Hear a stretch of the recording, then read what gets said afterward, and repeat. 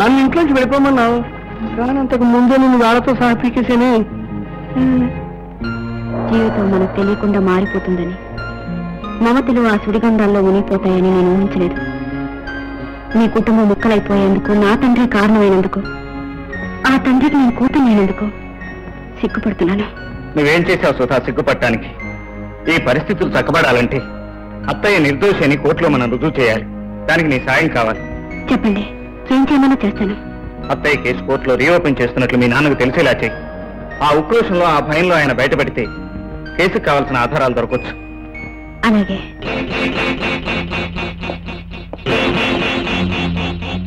గురునాథం, అమ్మా, మా నానేంటి 2 రోజులుగా గది వదిలిపెట్టి బయటికి రావట్లేదు? నడ్డి విరిగిన పాగేం చేస్తుందమ్మా? పుట్టలోనే పడుంటారు మరి. అదేమిటి, ఏం జరిగింది? ఏం చెప్పమంటారులే అమ్మా, ఓ శ్రీకృష్ణ పరమాత్ముడు వచ్చి విశ్వరూపం చూపించి వెళ్ళండి. ఓహో, ఆ సరే గాని రజనీదేవి అనే పేరు ఎప్పుడైనా విన్నావా? ఆవిడకు మీకు సంబంధం ఏమిటమ్మా? ఆవిడ నిర్వహణ నడుస్తున్న కాన్వెంట్ లో నేను పనిచేస్తున్నాను. ఆవిడ మీద అనవసరంగా హత్యా నేరం మోపి ఒక కిరాతకుడు ఆవిడ జైలు పాలు చేశాడు. ఆ కేసు సంబంధించిన కొత్త ఆధారాలు ఇప్పుడు దొరికాయి. తన భర్తని హత్య చేసిన హంతకుని ఉరికమ్మ ఎక్కించడానికి ఆవిడ కేసుని తిరగదోడుతున్నది. అయితే ఈ కేసు ఆవిడే గెలుస్తుందంటారు? తప్పకుండా ఆవిడే గెలుస్తుంది, గెలిచి తీరుతుంది. ఆవిడతో పాటు నేను ప్రయత్నిస్తాను. వీల్లేదు, నువ్వు దాని దగ్గరికి వెళ్ళడానికి వీల్లేదు. ఎందుకని? నేను నీ తండ్రిని, నిన్ను శాసించే హక్కు నాకుంది. ఏ సబ్ మేరే పాస్ నే చల్తా, తుమ్ కౌన్ హో ముझे बोलने वाले? ఎవడి భాష మార్చేసింది? ఆంగ్ల భాష అయితే నేను అతి చక్కగా తర్జుమా చేస్తున్నాను కదండి, అందుకని నాకు రాదనుకుని అఫిషియల్ లాంగ్వేజ్ లో తిట్టారండి. దాని తర్జుమా ఏమిటో చెప్పు. నువ్వు వేధవ ముఖం వేసుకుని ఇంట్లో కూర్చో, నేను చేసేది నేను చేస్తాను అని ఆవిడ. అమ్మాయి అందా నీకు భాష రాక? అయ్యా, కేంద్ర భాష నుంచి రాష్ట్ర భాషకు వచ్చేసరికి ఆ మాత్రం డిఫరెన్స్ ఉంటుందండి. డిఫరెన్స్ వస్తే పర్లేదు, తేడా వస్తే మాత్రం ఒప్పుకోను. అన్నయ్య, ఏ ఇంట్లో ఏం లేవు, ఇంటి ఖర్చులకి డబ్బులు ఏమన్నా ఉంటే ఇవ్వరా? డబ్బు డబ్బు డబ్బు ఎక్కడి నుంచి తెచ్చేదే డబ్బు? అది కాదన్నయ్య, అవసరం వచ్చి అడిగాను అంతే. చూడు, నువ్వు గట్టిగా అరిచినంత మాత్రాన్ని ఇంట్లో ఆకలి భయపడి పారిపోదయ్యా. ఉద్యోగం పురుష లక్షణం ఉన్నారు, పోయిన ఉద్యోగం మర్చిపో. నేను సేట్ చమల్లాల్ చందులాలతో మాట్లాడాను. నువ్వు కాసేపు నీ కోపాన్ని మర్చిపో. జరిగినట్టు చూసి చూడనట్టు 4 నెలలకి వెళ్ళాసి జీతం 1000 రూపాయలు. ఇంటి కొడుకుగారు ఏం చెప్పడం లేదు, నా పిల్లనిచ్చే మామగారిగా చెప్తున్నా. నువ్వు ఇచ్చే ఉద్యోగం అక్కర్లేదు, నీ కూతురు అక్కర్లేదు. నువ్వు ఎక్కువగా మాట్లాడితే నేనేం చేస్తాను నాకే తెలియదు. ఈ అవిటి గోడకి గెంతే కంటే ఓ మంచి గట్టి గోడకి గెంతే పుణ్యం పురుషార్థం. కథ మారుస్తే పోలే. ఓ బావా, పో బావా, వద్దు బావా, పో బావా, పో అంటుంటే పో బావా. ఏమిటా ఇది? పట్టపైన ఎవరి గురించి కలగంటున్నావు? అబ్బా, కమ్మని కళ పాడు చేసావు నాన్న. ఎవరే నీ కళ్ళకి వచ్చింది? నువ్వే చెప్పావుగా చిన్న బావ గురించి కలగనమని. కష్టపడి కల్లో తెచ్చుకునేసరికి నువ్వే పాడు చేసావు. ఆ గాడిదని కల్లోకి ఎందుకు రాయించేవే? వాడికి ఉద్యోగం లేదు, స్తోమత లేదు, నెత్తి మీద దమ్మిడి పెట్టి చెల్లె విలువ లేదు. తప్పమ్మా. అన్న నీ ఇష్టమేనేంటి? నా తల్లి కదూ. ఎవరినో ఒకరిని కలగనకపోతే నాకు అసలు నిద్ర పట్టదు. ఎవరిని కలగనమంటావో చెప్పు. నీ కల్లోకి ఎవరు రావాలో నేను వెతుక్కు చెప్తానే. నువ్వు వెతుక్కున్నట్టు చెప్పు. ఈ లోపల టైలర్ అప్పరాన్ని కలగనేస్తాడు. పోనీ చంద్రాన్ని కలగనైనా చిలిపిగా నవ్వుతాడు. చంపేస్తాను. చూడు, నువ్వు పడుకున్న కలగనకు, కలగన్నా కలవరించకు, కలవరించే చేతులు ఒప్పుకో, ఇక్కడి నుంచి కలగకు, అంతే. ఓన్లే నిలబడే కలగనేస్తాను. తన భర్తని హత్య చేసిన హంతకుని ఉరికొమ్మ ఎక్కించడానికి ఆవిడ కేసుని తిరగదోడుతున్నాడు.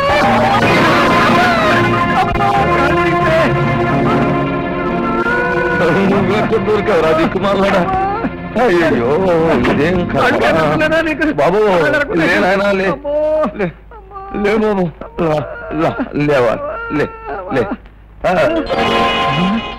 అమ్మ గరుడా, నువ్వా అన్నాళ్ళకి కనిపించావురా? అమ్మ కూడా ఈ నళ్ళు ఏమైపోయారా? ఈ అన్నాళ్ళైతే ఏం కానీ సమయానికి కనిపించావురా జటాయులకు. ఏం పర్వాలేదురా, నేనున్నాను, డాక్టర్ ఉన్నారు, నేనున్నాను, ఆసుపత్రులు ఉన్నాయి. పర్వాలేదా?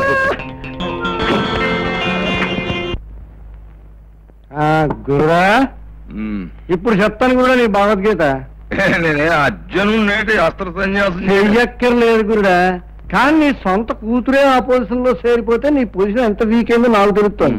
ఏసేంటో నాకు అర్థం కాకుండా మీ ఇద్దరు ఇలా మాట్లాడుకోవడం నాకేం బాగోలేదయా. ఏం లేదా, 10 సంవత్సరాల క్రితం నిన్నెవడు రమ్మన్నాడు అనవసరంగా? సోడాలు తెచ్చానండి లేకపోతే మీకు బాగా ఎక్కేసి ఎవరెవరికి ఏమేం చెప్పాలో తెలియ కూడా చెప్పేస్తుంటే కంట్రోలింగ్ కోసం వచ్చాను. ఇక్కడ అంతా మనోళ్ళే నేనేం చెప్పినా గుండెల్లో దాచుకుంటారు.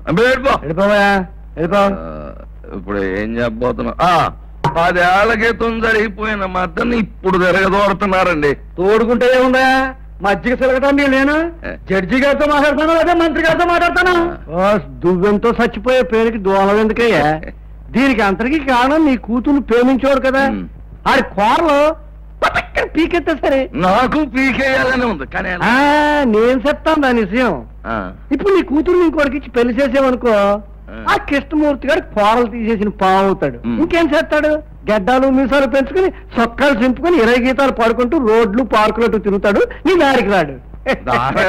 కోట్లు గీట్లు ఎక్కడున్నాను కానీ ఇప్పుడు అర్జెంట్ గా పెళ్లి కొడుకు ఎక్కడ వచ్చినట్టు మాట్లాడతా.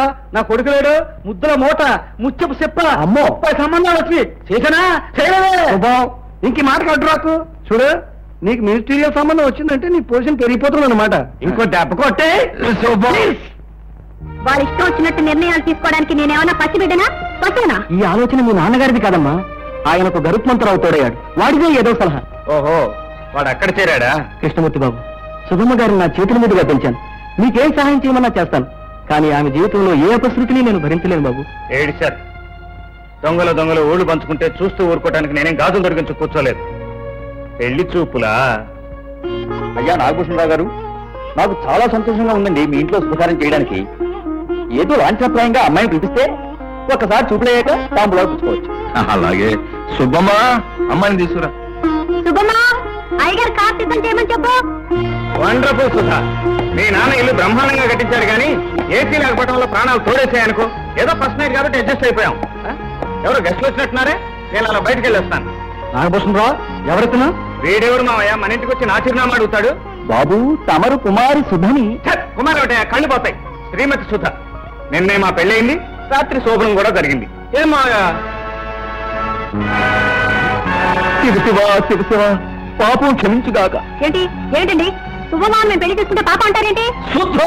ఎందుకు మావయ్య అలా అరుస్తావు? కరుస్తాను ఇప్పుడే తెలుస్తాను. చాలా చాలే ఊరుకోవయ్యా. కూతురు పెళ్లి చేసేసి మళ్ళీ పెళ్లి చూపుల కోసం పిలుస్తావా? అమ్మో ఎంత ద్రోహం. రత్మంతరావు మావయ్య, నువ్వు కూడా అక్కడే ఉన్న అక్షింతలు వేసావుగా, ఎలా తీసుకొచ్చావు? ఈ కుతంత్రంలో ఈడికి కూడా పాత్ర ఉందన్నమాట. ఎంత రాజకీయ నాయకులు అయితే మాత్రం ఇంత ద్రోహం చేస్తారా? జగన్నాయ పోదాం.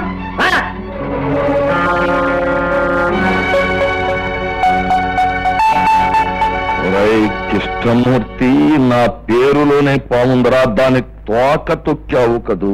ఓకేటి మామగారు, ఖాళీ మడుగులో ఆ పాము పడగనే తొక్కిన వాడిని నీ కళ్ళ ముందే బృందావనం సృష్టిస్తాను, చూస్తావా? కమాన్.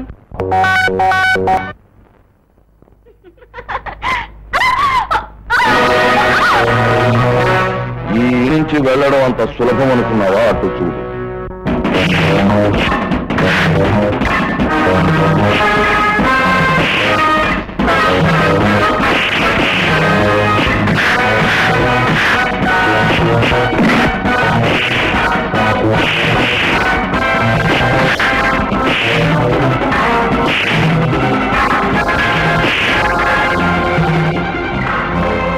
నా కూతురుతోనే కాదు, నీ ప్రాణంతో కూడా బయటికి వెళ్ళలేవని ఇప్పటికైనా అర్థమైందా?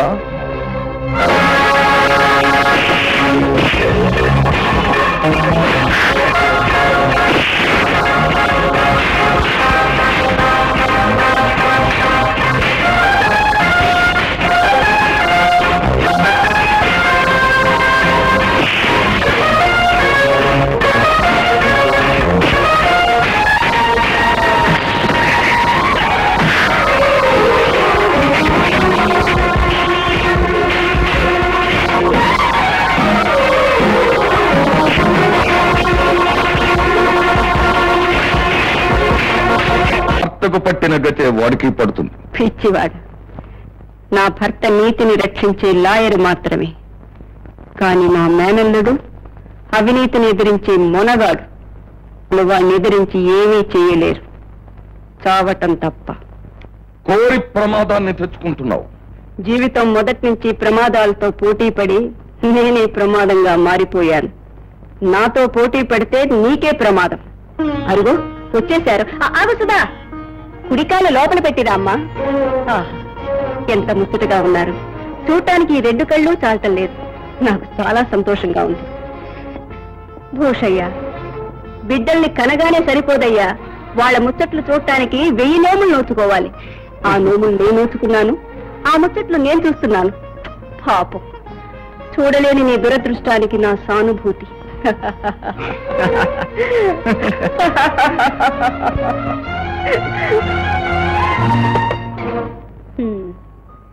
మీరిద్దరూ ఆదర్శంగా నిర్ణయించుకున్నారు. సంతోషం.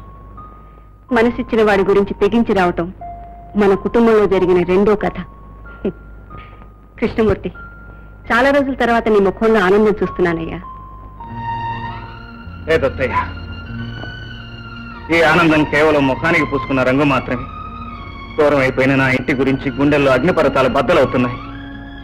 తల్లిపాలు తాగనని భీష్మించు కూర్చున్న పసిబిడ్డ తన కళ్ళ ముందే ఆకలితో మారిపోతుంటే చూసి తల్లి అనుభవించే నరకమే నేను అనుభవిస్తున్నాను. వాళ్ళ మొండితనాన్ని ఎలా సమాధానపరచను? వాళ్ళ బ్రతుకుల్ని ఎలా బాగు చేయను? అక్కయ్య, ఏరా ఆకలిస్తుందే, మంచినీళ్ళు కూడా లేవు, కళ్ళు తిరుగుతున్నాయే.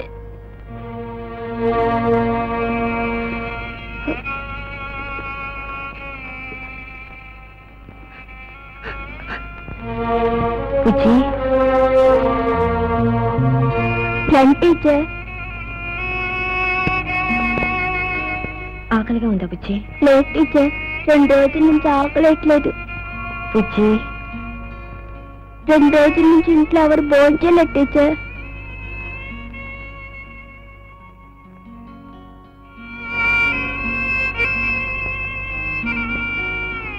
రండి, ఈ డబ్బు తీసుకుని ఇంట్లో కావాల్సింది తీసుకురామా. నా మాట వినమ్మా. పౌరుషం కోసం రక్త సంబంధాన్ని కూడా తెంచుకున్న రాతి మనుషులం మేము. మీరిచ్చే డబ్బుతో ప్రాణాలు పోసుకుంటామా? ఈ ఇంటిని ఆదుకోవటానికి ఇంకో కొడుకు బ్రతికే ఉన్నాడు. కుటుంబం అంతా ఆకలితో మలమలా మాడిపోతున్నారు. వాళ్ళ ఆకలిని నీ పౌరుషం తీరుస్తుందా?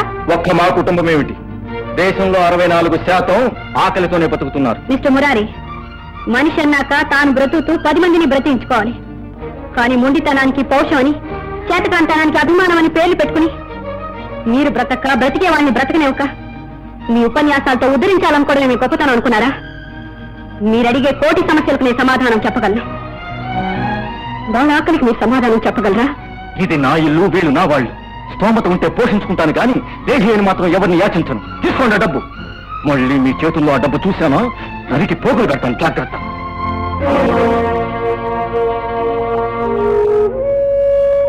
తీసుకోండి.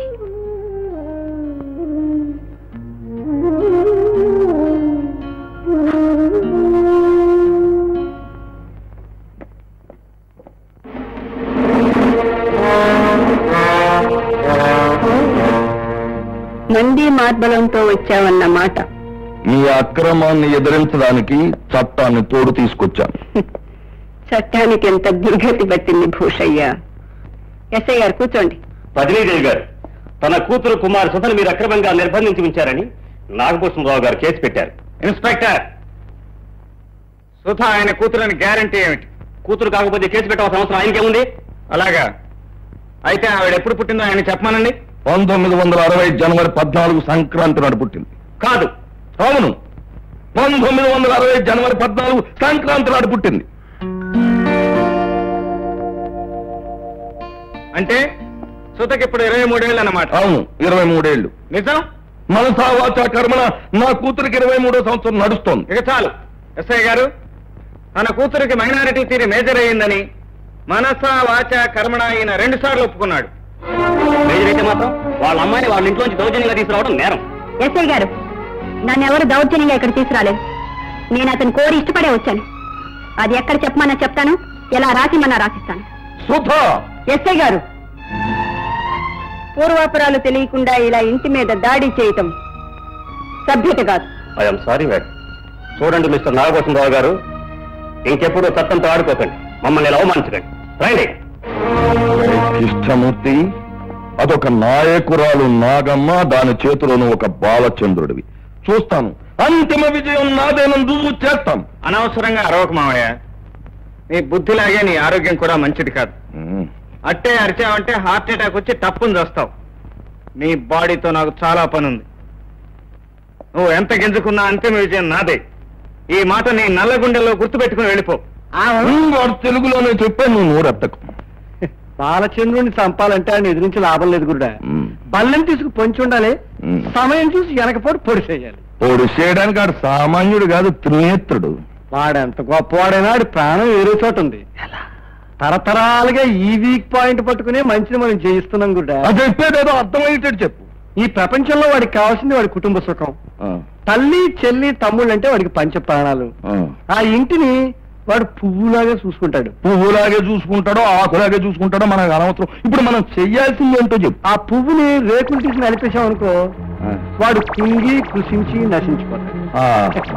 అయితే ఇప్పుడు మన చూపడాల్సింది ప్రాణప్రదంగా పెంచుకుంటున్న ఆ బొమ్మరిల్లు మీద మాట.